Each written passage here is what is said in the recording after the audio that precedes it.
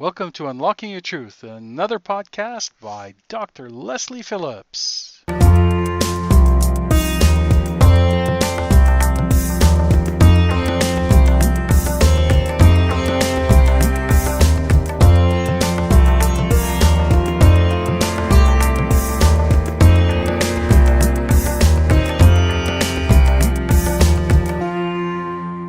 Hello listeners, welcome to Unlocking Your Truth with Dr. Lesley and with Corey. Welcome to this week's show. Yeah, and we're live in the studio this evening, listeners, and it's one of those shows, it's just Corey and I, and we are going to be talking to you about metaphysics and spirituality this evening. Right here from the unceded territories of the Stolo Nation. That's right, we're broadcasting live from CIVL on 101.7 FM from the unceded territory of the Stolo Nation. I just said that. I know, but I like to say it too. Well, listeners, if you're tuning in for the first time, Unlocking Your Truth is a talk show about metaphysics and spirituality. So every week we have a different topic, and sometimes we have a guest on the show.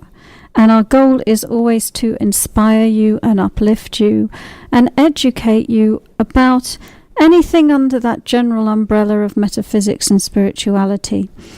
And because we're a talk show, you are welcome to phone us, listeners, with your questions and to join in the conversation.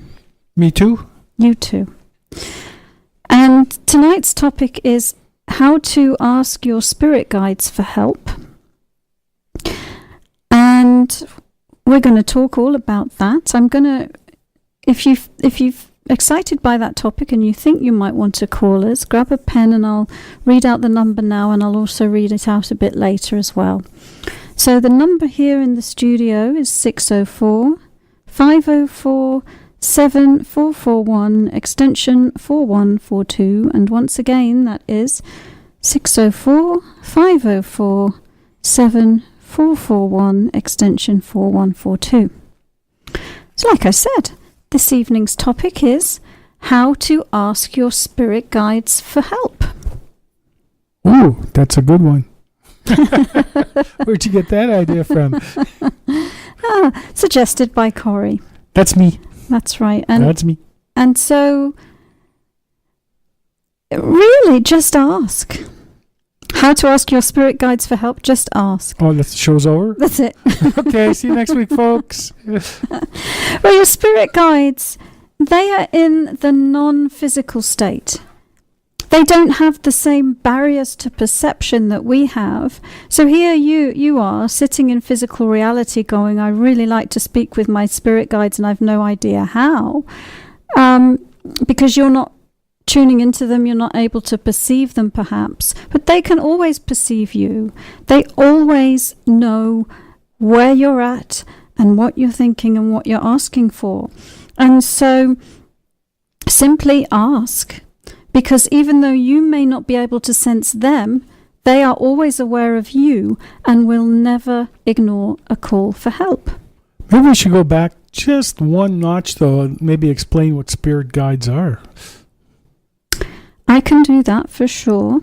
What I was just going to say is you don't have to engage in a special ritual or have a special altar, or make offerings dedicated to them. You don't need to please them, so they will feel benevolent towards you.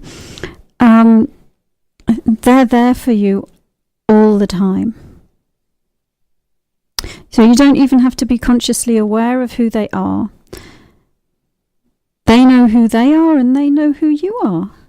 And I mean, it does help if you're able to be receptive and receive help from them when it comes. So if you resist, or you're in a victim mentality, or don't believe you can be helped, that makes it much harder perhaps for them to reach you just because you're not being receptive.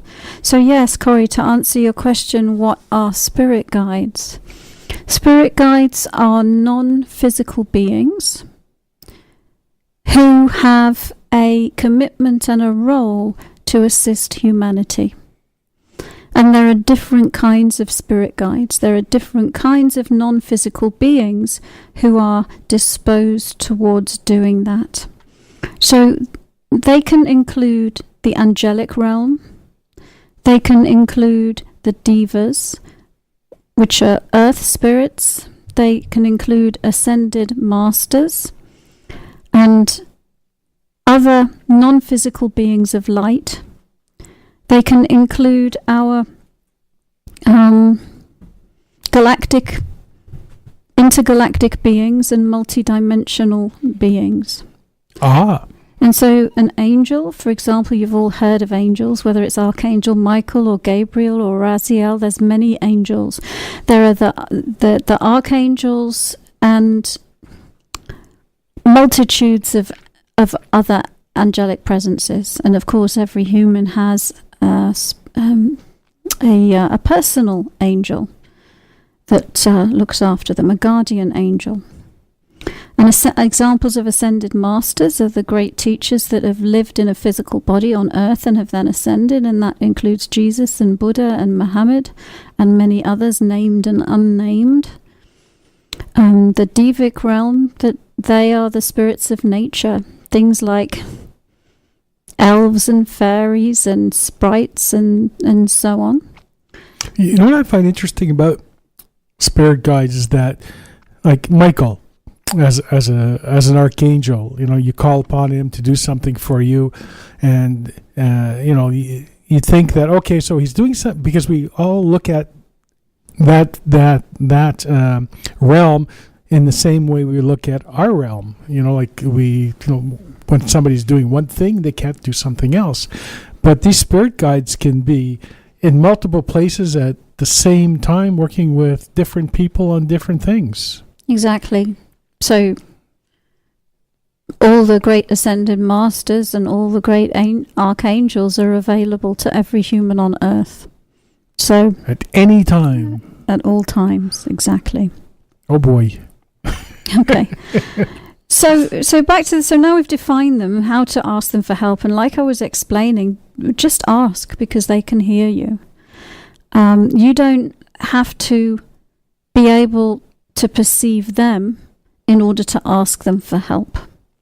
But you do, in one sense, need to be in a kind of a receptive mode and able to receive their help. But most people, when they say, well, how can I ask my spirit guide for help? I think what they really are wanting is to be able to perceive the spirit guide. And really, the way to do that is to develop your intuition, to develop your psychic senses, because that helps you to validate who your spirit guides are. It helps you to perceive your interactions with them. And for these non-physical beings, energy is the language they use to communicate. And it's actually, energy is also the language that we use to communicate when we're in the non-physical form. And so your psychic abilities can be viewed as an energy language, really. Your spirit guides are multidimensional, and they communicate in ways which are much less limited than our physical communication systems, such as the spoken word and body language. So when we're in the physical world, we have physical ways of communicating. When we're in the non-physical world, we don't use the same communication mechanism, and neither do they. But we can learn to access these other ways of communicating while we're in a body, and that can make it easier for us to connect with our spirit guides and perceive them. I know the first time I was aware of contacting my spirit guide, I got lambasted by him, which is kind of funny. And it was Jesus at the time, and it was all about. I was at a seminar, and we're contacting our spirit guides with questions.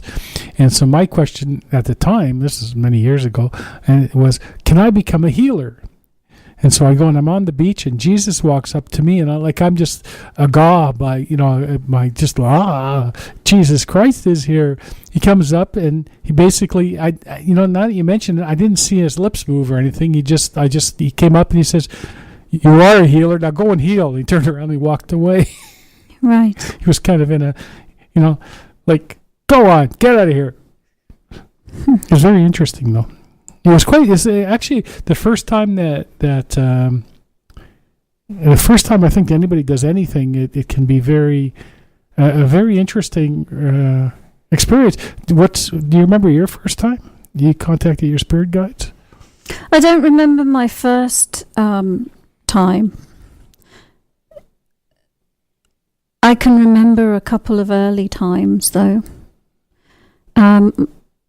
I used to channel poetry from my guardian angel. I don't know if I could recite it now, but there was just a very special poem that my guardian angel delivered to me. And it was just very meaningful because this was an angel that's been with me throughout all my incarnations. So I remember that, and I also remember one of the first experiences with a healing guide, and I was in a healing class, and I had a healing guide that was a deceased physician, and this healing guide used to basically climb into my body and move my arms and legs around. So whoever was being, needed a healing, the healing guide would literally move my body into the position that he wanted it to be in order to deliver the energy to the person receiving the healing. And at the time, I thought it was amazing. It's not the way I work with my guides anymore, though, because that was a guide that wasn't actually necessarily being respectful of my space. I was going to talk about just some guidelines a bit later for how to work with guides, but that was a very early experience. Was this doctor that used to help me to give healings, and the guardian angel. I'm just trying to remember the poem now. Maybe during the break I'll see if I can scribble it down, and if I can remember it, I'll recite it. Anyway, yes, so what I was saying about developing your intuition, and we use physical communication because we're embedded in the physical world. And even still, sometimes our guides will find a way to get through to us on that level. And examples might be, often people, when they're wanting to get a sign from an angel, will receive a feather appearing in their life, or strings of numbers, or synchronicities, or actually being saved from catastrophic events in an unexplained fashion. I remember reading about a lady who was on a crosswalk and a speeding car came towards her, and she had no time to get off the crosswalk. It was like crosswalk. It was like she was going to die, and in a millisecond, something just lifted her up and placed her on the other side of the road, and she feels that was an angel that did that. I've had an experience like that one. I don't know if I've recounted that one on the show before or not. Ever tell that story? I don't remember. When I lived out in the Maritimes, and it really rains in the Maritimes. We don't get rain here. We got rain out there. And I was coming home from a trip, and I had somebody with me in the car, and we were driving behind this truck, and it was going really way too slow for me at the time, so I decided to pass. So I went to pass, and all of a sudden, a car was coming straight at me, like right there.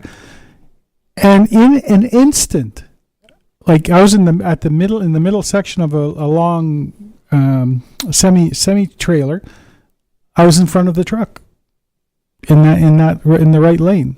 I don't know how I got there, and it happened instantaneously, like that. I was just 1 second I was beside the truck, next second I was in front of it.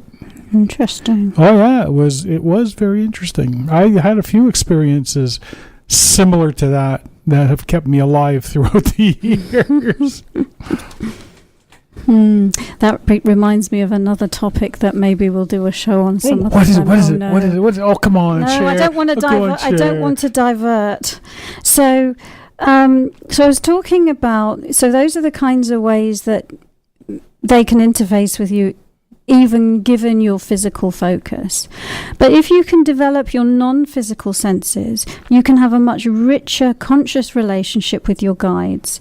You'll have a window into the non-physical world that they occupy. And the form that this takes really depends on you as an individual and your level of conscious awareness and which specific abilities you're tuned into. So if your strongest ability is your clairvoyance, then you will see your guide. You'll be able to see your guide and you'll be able to observe them. And in that vision of the guide, they may show things to you. They may show you colors, symbols, act out scenarios to convey information to you.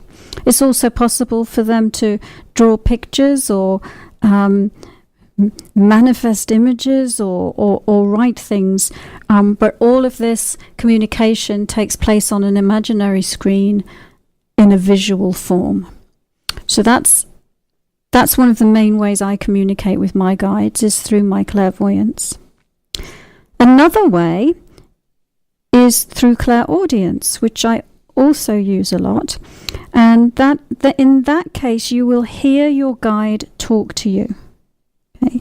And so to me it sounds like they're talking to me in my ear, except there's no sound. It's a non-physical sound, and they will use language that you can understand.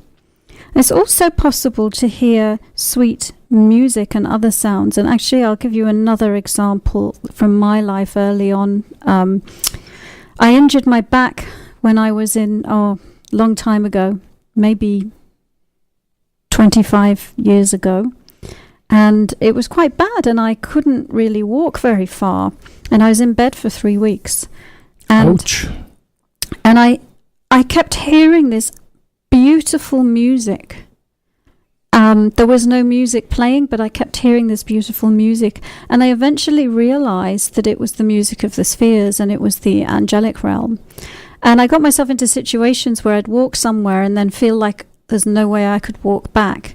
And whenever that happened, the music would get louder.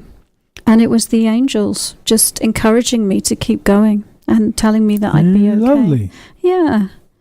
Yeah, so that's another way that you can communicate with your guides and be supported with your guides. And then another one is knowingness or claircognizance. And this is when you know information instantly. And so it's possible for your guides to plant information in your consciousness. And it will happen so quickly you may not even realize there's been a communication. You might just think you came up with a bright idea. And so those 3 examples I've given you, in my experience, communicating with guides tends to be focused through the upper chakras, and those are all aspects of the upper chakras. So the claircognizance is an aspect of the crown chakra, clairvoyance of the 6th chakra, and clairaudience of the 5th chakra. Because those upper chakras are the higher vibrational chakras that connect you with non-physical reality. And, but you could also sense them in other ways as well.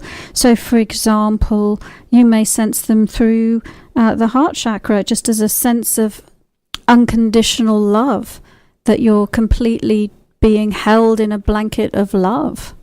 And that can help give you comfort as well. All right, so it's time for us to go to a break. You're listening to Unlocking Your Truth, and we've been talking about how to communicate with your spirit guides. And we're going to take a break, and then we're going to continue our conversation. Hello, listeners, and welcome back to Unlocking Your Truth with Dr. Lesley. and with Corey. You almost forgot. No, I didn't. Yes, you So did. you're listening live on 101.7 FM across the Fraser Valley. And we've just gone on Facebook Live with the show. And we've got people watching on Facebook Live. So hello, people there. We do? Yes, we do. And so I'm just going to say to those Facebook people, we had a little bit, this is the first time that we've live streamed on Facebook, the show, and we had a little bit of a technical issue at the beginning. And so we're sorry that you had to miss the very first part of the show. But now we know how to do it. We can do this every time we have a show. So we're talking about spirit guides and how to ask your spirit guides for help. And so at the beginning of the show, we were talking about what kinds of spirit guides are there, and we talked about angels, and we talked about ascended masters and divas and intergalactic beings and multidimensional beings. And we also talked about different ways that we can communicate with them. Okay, there's one that I didn't mention, and I just got told I got to mention it. What's that? Big Bird. Okay. So Corey's going to tell you about his spirit guide, Big Bird from Sesame Street. He's not really a spirit guide. It's more of archetype that comes in and helps me with my healing. And the first time I saw Big Bird,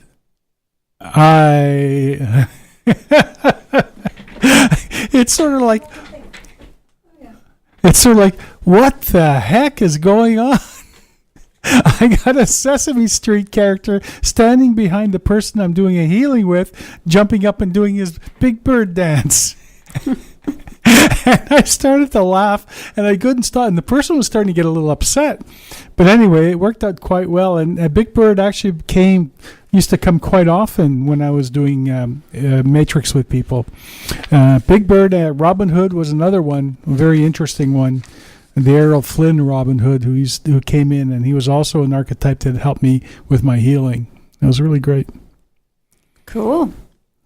So maybe it's worth mentioning at this point that some of our spirit guides stay with us throughout our lifetimes. And some of our spirit guides just stay with us for a short time. And so, I've had some guides that have stayed with me for lifetime after lifetime. And I've had guides that have assisted me with specific things this lifetime and stayed for as long as they needed to stay. Stayed because their growth and their focus was a match to what I was doing at the time. And so over the years, I've had many healing guides and many spirit guides assisting me. And they come in and they go out. So do not necessarily expect that you will have the same spirit guide forever. That you can have multiple spirit guides, and you can have them coming and going as well. I know the first time I did, I contacted my spirit guide. Well, actually, it wasn't the first time, because I actually contacted them many years ago. And it was through, and I think I've mentioned this before, Sylvan Mind Control. And they used to have a laboratory that you used to go into and work in, on screens and all kinds of stuff like that. And there was always an assistant in the lab. And that assistant was somebody, was basically a spirit guide in most cases. But in actuality, that assistant in my laboratory was my sister, who was still alive. Oh, that's interesting. Yeah, it was really, especially because my sister and I didn't get along. Oh, maybe you get along in spirit and I'm sure not we do. In the physical reality. I'm sure we do. Yeah, so I was doing a quick recap for our people who joined us on Facebook, just to say that we talked about the different types of spirit guides, and we'd also talked about how that. When most people are asking about how do I ask my spirit guide for help, they really are also asking how can I perceive my spirit guide, because your spirit guides can always perceive you. They always know what's going on with you, and they'll always hear you if you are asking them for help. And, sometimes they will get through to you regardless of whether you're open intuitively or not, by leaving you a sign of some kind, like a feather or a string of numbers or something like that. But if you can develop your intuitive abilities, if you can develop your psychic senses so that you can tune into the non-physical world, then you will be able to perceive your spirit guides. And there are different ways that might happen. You might see them by developing your clairvoyance. You might hear them by developing your clairaudience. You might know what they're communicating with you by developing your claircognizance, for example. And so we were talking all about that before the break. And so the next question was going to be, well, then how do I develop my intuition so I can communicate with my spirit guides in this way? And I'm a big proponent of meditation, and from my perspective as someone who teaches people how to develop their intuition, meditation is the answer. That meditation really is the best way I know to develop your intuition. And the reason is a couple of reasons, but one is that it helps you to tune out the physical world and tune out all of the busy physical reality, so that you can turn within and be more likely to connect with those still, quiet voices inside of you. But it also helps you to raise your vibration. And especially the specific form of meditation that I teach, it's really geared to help you heal yourself, clear the lower, denser vibrations that you have within your system, and raise your vibrational frequency so that you can get closer to the vibrational frequency of your guides. Because your guides are high vibration energy, and you in your physical form are a much lower vibration of energy. And so there's an energy gap, there's a frequency gap.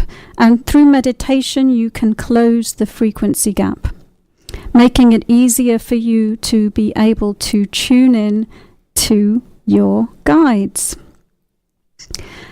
And, depending on the form of meditation you choose and whether you have a teacher, this can happen more quickly or more slowly. And there are specific meditation techniques that work really well. And the guidance of a teacher is really important because there are so many misconceptions about what intuition is. And a teacher can also help you discern your intellect from what's the difference between your intuition and your intellect, your ego and your mind. And a lot of people, when they first start out, have trouble knowing what the difference is between those things.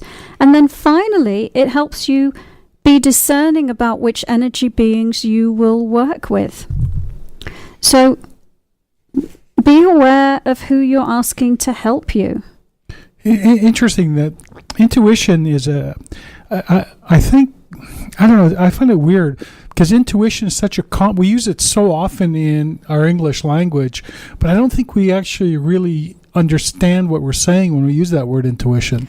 No. It has such a deeper meaning, and it has a spiritual meaning as opposed to just, oh yeah, my intuition tells me, but we don't stop to think. And then when we start talking about psychic abilities, people go, whoa, but yet they'll use the word intuition. Yes, and they're really the same thing. Yeah. And I do find that people do get quite confused between their emotions and their intuition, their intellect and their intuition, their ego and their intuition, their brain and their intuition.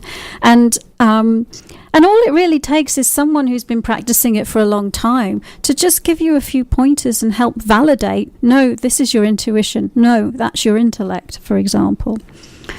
And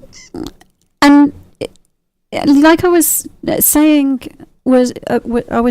a teacher can really help you as well to be discerning about what beings you're working with, because just as there's many different types of humans, there are many types of energy beings, and some of them have your highest and greatest good in mind, and some of them don't. just like some humans do and some humans don't. And, and it's possible for a being to masquerade as a helper when really that's not what they are. And so I have a few guidelines for working with guides.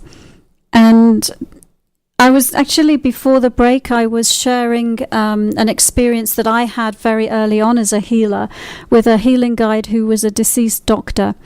And he literally used to walk into my body. He used to walk into the back of my body and basically would move my body. So if I was giving a healing to someone, he would move my arm into a position he wanted it to be in and move my other arm and move me back, into different positions. And at the time, I thought that was fantastic. But now, I feel that in that kind of situation, what I did was I actually gave up my seniority to the guide. And so now one of my primary guidelines is you should always remain in charge and think of your guide as a helper rather than an authority telling you what to do. You should always remain senior in your own space. So think of yourself as the CEO of your own personal private universe. And there are many guides that will work with you and assist you without invading your space. And you can do just as good work having a respectful relationship with a being as opposed to one that is a bit more invasive like that. And I mean, there are exceptions. There are some people that their purpose this lifetime is to channel high vibration beings and deliver teachings that are beneficial. But I think it's very important when you're first starting out and you don't really have the perception to be able to discern and make distinguish who you're working with, that you develop your abilities first and then you'll know who you're working with. And if that ends up being something that's on your path, you will have spent the time to raise your vibration and to learn and know about what you're doing first. So you're saying like practice? Like do a practice run? Or am I misunderstanding that? I'm not sure. Learn how to use your abilities first before you... I would, what I'm saying, I was talking specifically about channeling. Because when that healing guide, I was channeling another being. And now I don't do that. And I don't teach people to do that. I teach people to be senior in their own energetic space and to work with guides. Like I might ask you, Corey, help me do something, and you'd be over there helping me, right? Or you wouldn't sort of come over and start moving my arms about. And so, that's what I'm saying. But then I was saying there are exceptions. Yeah. That there are some people where they're here and they've got an agreement with a high vibration being to channel that being. And the examples are like Lee Carroll with Cryon, or Esther Hicks with Abraham, and those kinds of things. Yeah, but again, for somebody who's inexperienced, I guess when you do that, you leave yourself open to psychic attack as well. Well, that's right. That's why my guidance for people just starting out with this stuff is learn to meditate, learn to own your own energetic space, develop your abilities, learn to communicate with your spirit guides in a respectful manner, and do that first. So get a strong, solid foundation in knowing what you're doing first. That's what I was saying. Anyway, we actually have come up to a commercial break again. So, yay. Well, listeners, you've been listening to Unlocking Your Truth with Dr. Lesley and Corey, and today's show is about how to ask your spirit guides for help. And that's what we've been talking about. And we're going to just have a few messages and then we will be back. Welcome back, listeners. You are tuning in to Unlocking Your Truth with Dr. Lesley and with Corey. And on tonight's show, we've been talking about how to ask your spirit guides for help. And we've also managed to get streaming on Facebook. This is exciting. Which we're really happy about. Oh, yeah. We can't tell you the aggravation we've had technically trying to get some stuff set up over the past year. Yeah, so I'm going to just finish off a little bit talking about spirit guides, but then we're open to listeners' questions. And I just had started my list of guidelines for working with your guides. Know who you're talking to. Develop some kind of private signal that only you and your guide know, so that you can recognize each other, and learn to recognize their unique energy signature.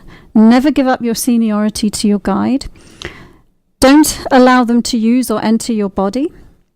That's an invasion of personal space. And don't get attached. Be neutral, because like I was saying, some guides stay with you for a lifetime, and some guides, they come and they go. I've had numerous guides. And you don't have to listen to them if you don't want to. No, you don't. Especially, don't give up your seniority to them. Yeah. Use your own free will and your own discernment. So since there's a limited amount of emotion in the spirit world, like it's not the same as us. They don't get upset. They don't get angry. They're just there to help. Do they get offended if you don't use their advice? No. They don't have... Emotions are human. Yeah. They're an aspect of the human body. Yes, they're still on the vibrational scale, but much higher on the vibrational scale. So that's why, I mean, sometimes I have a client that I work with who is always asking me, are my guides upset? And no, they're never upset. But we sort of project our human... we project our humanity, our human foibles and tendencies onto these non-physical beings. Interesting. Yeah. The other thing I wanted to say is check your motivation. Where are you coming from? What kind of help are you asking for? Why do you want to communicate with your guides? Is it from an ego reason, or is it from a perspective of just wanting to live your best life and your life purpose, or be of service?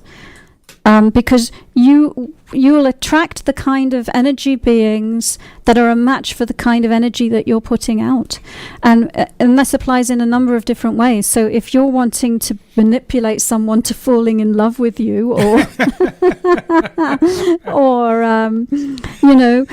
wanting to punish someone who crossed you, then you'll attract a lower vibration entity to work with you. Whereas if you're focused on finding your purpose and wanting to evolve your consciousness, then you will attract a being that is a match for exactly where you are at on your path right here, right now. Just the very best one that can help you. Okay, so we could go on forever. I just want to finish by saying, at the beginning we did talk about the different types of guides. And I would just say, on our planet right now, our species is waking up. The Earth is in transition. We're like the best show in creation right now, and there are, just as our population is bigger than it ever been before, there are so many benevolent beings wanting to assist you. It's beyond precedent. There are so many benevolent beings available to you. The angels and the divas, but many galactic beings who are the equivalent of our parents and our grandparents in our DNA lineage. There are so many of them right now. I've really noticed an amping up in that over the last year, really. And I work with a lot of guides right now who are of that nature. Pleiadian, Syrian, Hathors, and these kinds of things. So there's a lot available. So I'm going to scroll through. Now's the time on the show that we usually ask people if they have a question. And I'm seeing one question that is about guides. In order to listen to your guides, aside from meditation, what are some of the things that are confirmations for you? Aside from maybe a feather appearing or a coin, which I have happened to myself often. Lights switching on and off, things falling off of shelves, books.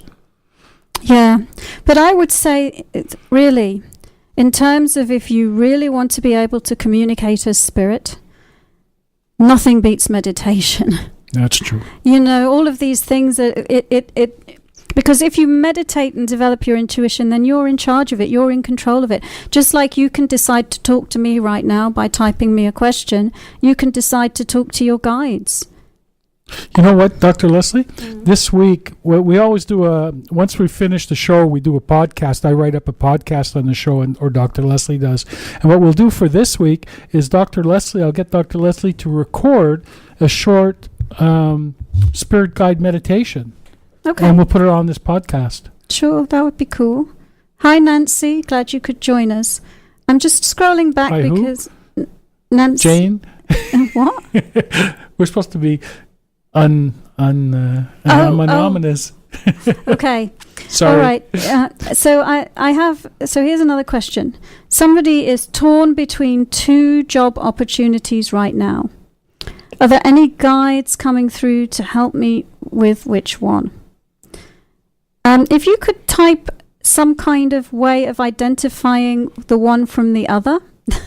Job A, job B. Job A and job B, and so that we know what which ones you're asking about. I can take a look at that for you, but without knowing what the two different job options are, I'll take a look right now for you. Okay, well, you haven't typed in what the two different options are, but I'm seeing a couple of things here. One is there was a guide that came forward, and what the guide was showing me was choosing a path and making your choices so that they are in alignment with your higher purpose.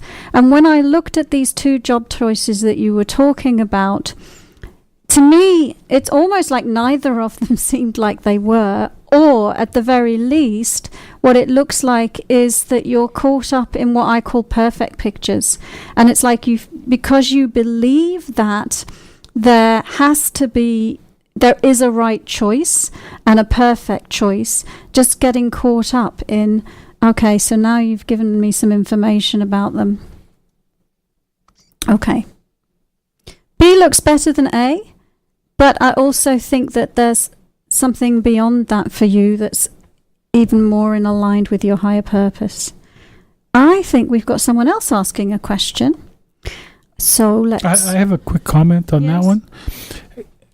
What I got from that is you alluded to what was coming to me too, that she's looking at the jobs from her human side as opposed to from a, and when we say spiritual, we don't mean sitting there being pious and praying, but from what you're here for, what you really want to do.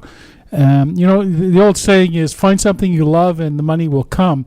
And not always true. It's let's face it, it's not always true.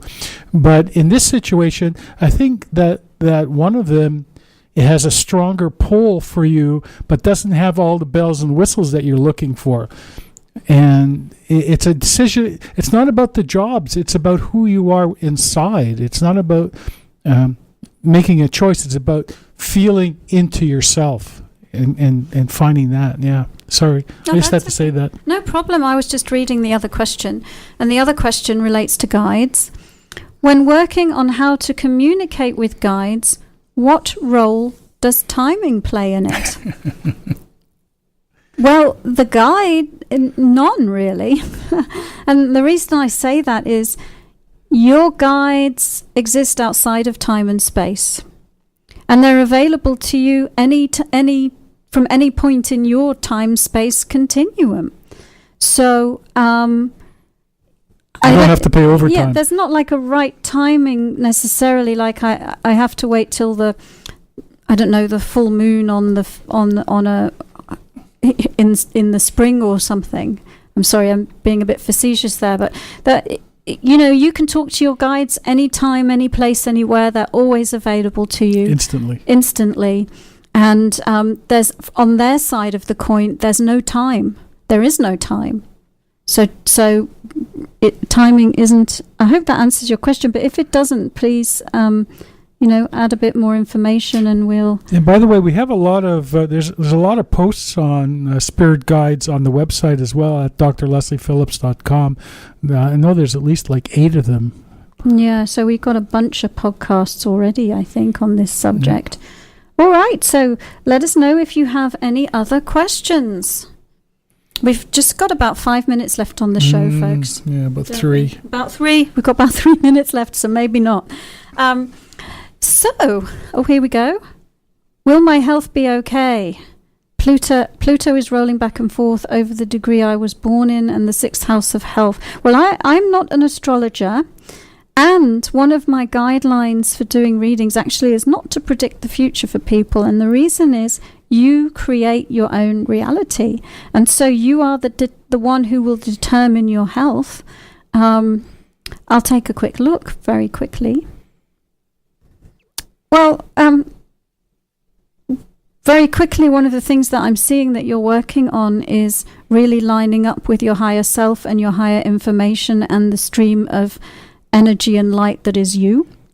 And so the more that you do that and allow that, then the more you're in alignment with your higher self, then the more you are healthy as a result. So it looks to me like that is what you are focusing on, is being healthy.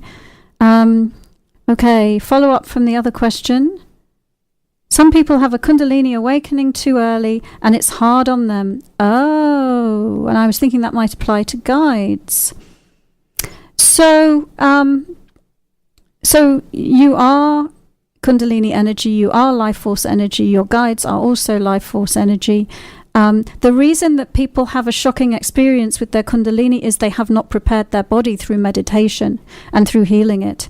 And so, but if you've had a spiritual focus and you've been meditating and preparing yourself and raising your vibrational frequency and healing yourself, then the Kundalini experience will be a pleasant one. But if you haven't, and it gets activated in a shocking way, either by taking, a plant medicine or some other reason, then there can be fallout from that. So it's all to do with preparing the body. Okay, I think that's the end of the show. Yep, and folks on Facebook, if you have any topics that you'd like us to cover in the future, by all means, just send an email to info@drlesliephillips.com or contact@drlesliephillips.com. Yeah, we're happy to take your requests for what you would like us to discuss on the show. And thank you for joining us in our thank you. inaugural Facebook streaming experiment. But it worked well, so we'll be doing it again. And listeners who are tuning in to CIVL on 101.7 FM, also thanks to you for tuning into the show. And we will be back in 1 week from now at 7 o'clock Pacific time. On Tuesdays. On 101.7 Come rain or come shine. FM. Bye-bye now. Thank you for joining us. You've been listening to another Unlocking Your Truth podcast by Dr. Lesley Phillips. For more information, go to our website at drlesleyphillips.com. That's drlesleyphillips.com, where you can ask questions or send her an email, and there's many free gifts on there for you as well. You can also find the questions that were asked during this show at the website on our free card reading podcast page, where you'll find a full list of them. Come back again.